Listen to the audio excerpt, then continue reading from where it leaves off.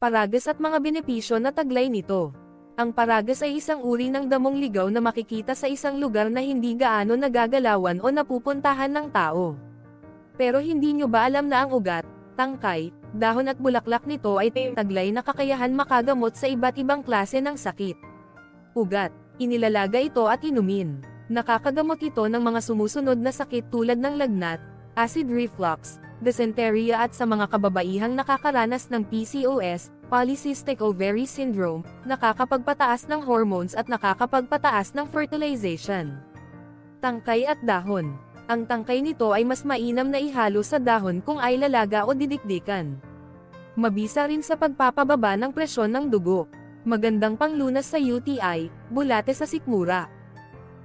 Bulaklak. Ang bulaklak nito ay mabisang panglunas naman sa balakubak. Dikdikan kasama ng dahon at tangkay ay gawing shampoo.